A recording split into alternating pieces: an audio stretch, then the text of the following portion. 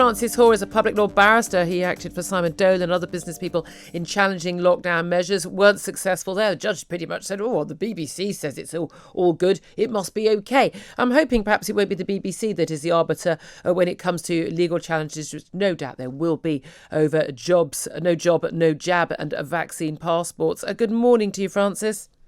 Morning, Julia. I do find it absolutely extraordinary how many people support these measures. Government ministers, we spoke to Dominic Raab yesterday, Grant Shapps, Transport Secretary, is on later, and we'll talk to him about this as well. How just sort of glib they are, how sort of the casual shrugging of the shoulders there is about vaccine passports, where they've said again and again they won't do it, and it's not necessary. And when so many of these people are people who sort of, claim to be liberals, some even libertarian, and yet seem to be very, very casual about a major fundamental change in our relationship as individuals with the state. We've seen overnight yesterday the NHS app or yesterday changed. And the Daily Mail has highlighted it this morning that it's changed its sort of terms and conditions and how it can be used to allow businesses to be able to use it. We've seen the likes of Google, Netflix saying, well, we're going to be asking you if you've got a jab before you can come back to our office. We've had Charlie Mullins at Pimlico Plumbers saying no jab, no job. The government seemed to be saying that's fine. Where are we legally? Legally, Julia, there is a very old concept in English and all the parts of the UK law, which is the principle against non-vaccination. And that derives essentially from removing the last time we had compulsory vaccinations in this country in 1898. And that is a principle here, but in international humanitarian law, since the Second World War, there have been many occasions when international bodies have said it is objectionable in principle to force medical treatment. And that includes coercion, and that includes not being able to work because of your medical status or whether you have had medical treatment. That includes the Nuremberg codes when the doctors were tried after the Second World War, more relating to testing than anything, but clearly relating to treatment too. It includes the declaration by UNESCO in 2005. It includes a numerous case law in the Strasbourg Court, the European Court of Human Rights, and in the English courts as well. And it is a very important fundamental principle that your body is yours. It's ironic that many of the campaigners for these, in fact, I saw one who was wearing a T-shirt saying "My body, my choice," which refers to the pro-choice movement in relation to abortion. And yet she was advocating that people should not be able to have services or not treated as ordinary citizens of this country or of the country from which she was in the United States, unless they have treatment she describes, she considers, or the state considers to be essential. Yeah, it's and that's this is the thing, isn't it? This is about a fundamental principle, and it's there for a reason. Is that we saw Nuremberg and what happened to people in concentration camps, the experiments that carried out. I mean, that was obviously horrible, extreme, a version of this. No one is talking, as far as I can tell, but goodness me, I don't know what's going to happen in coming months or years. Nobody is talking about physically holding people down and giving them the vaccine. So the people who are saying this is okay to go ahead with vaccine passports, saying no one's being forced to have the vaccine, but you need to live with the consequences of the choices you make. So when Michael Gove said earlier this week, it was a selfish act not to have the vaccine, and therefore, look, if you actually live with the consequences, and then that was your decision. But it moved very quickly, didn't it? From you'd need a vaccine proof to get into a nightclub to you'd need vaccine proof to go to a university lecture, move into a hall of residence or get a job. I mean, that took about 4 days. I mean, what's going to happen in the next 4 days? Yes, I think there are two issues here. One is the relationship between the state and the citizen, which you highlighted right at the outset. Extraordinary that somebody like Dominic Raab, who even wrote a book about liberty, can be contemplating this.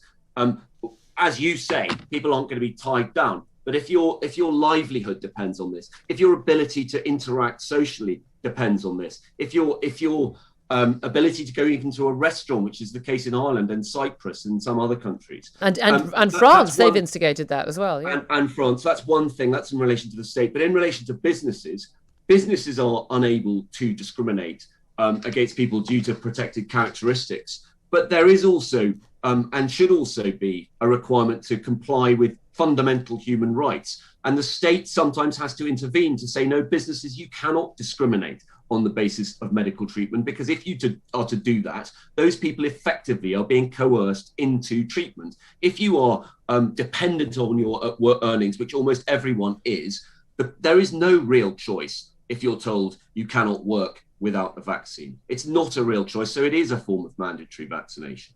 And this thing, in terms of a legal challenge, I mean, there are different ways people can challenge this. One is, politically, if Labour Party finally finds its backbone and realises, gets a focus group opinion that actually supports being against this and stands against this, it wouldn't be able to go through. Actually, under the emergency legislation, the government can push through pretty much anything they want, but they've said they will push this to a vote.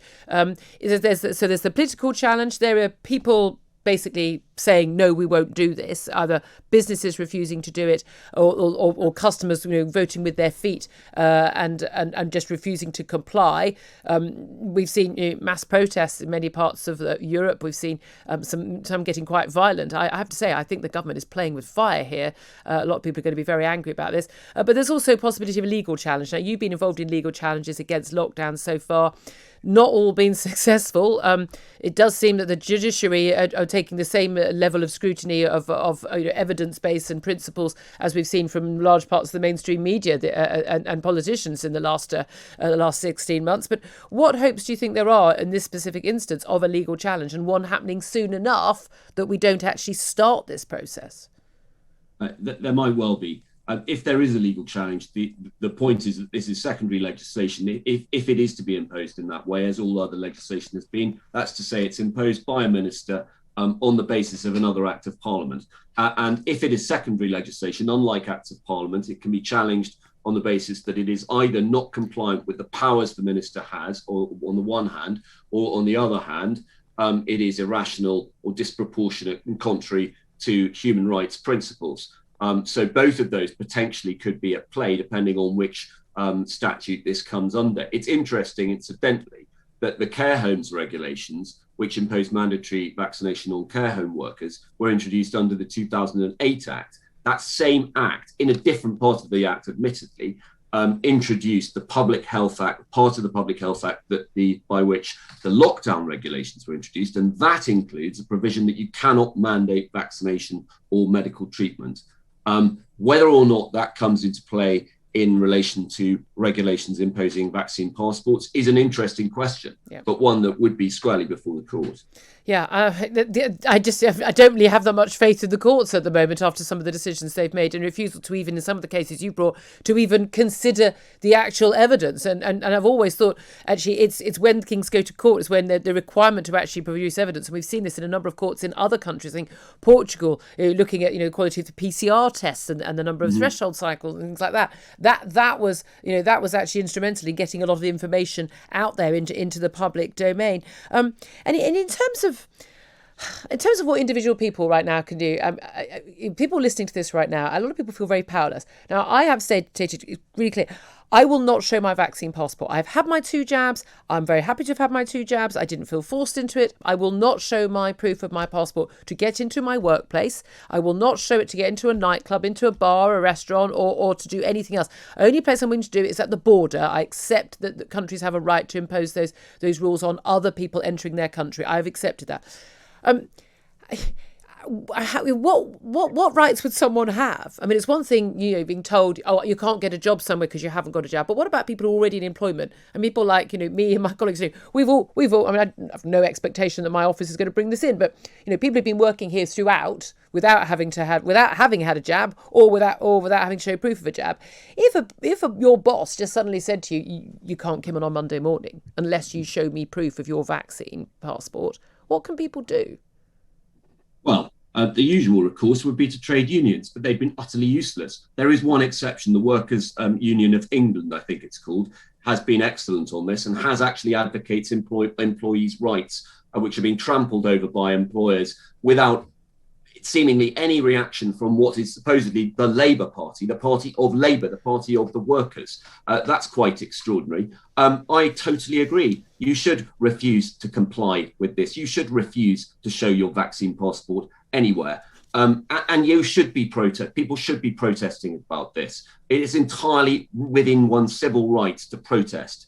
It's a fundamental right, and it's an important right. And it's also entirely within one's fundamental rights to say to your employer, no, you cannot force me to take medical treatment. No, you should not be asking me what treatment I have had, especially given that this, save for very vulnerable groups, this is not smallpox. We're not talking about yellow fever. And in addition to that, of course, what we haven't mentioned is the fact that we all know that double vax people get this virus on a very regular basis. Yeah, I mean, that's the thing. It is very clear, certainly with the Delta variant, indeed. I mean, we're much more protected from serious hospitalisation, serious disease and death. But yes, still getting the infection, still able to pass it on. Francis Hoar, really good to talk to you. Thank you very much indeed. No doubt we'll talk to you many times in the coming weeks and months about these legal challenges, which hopefully will come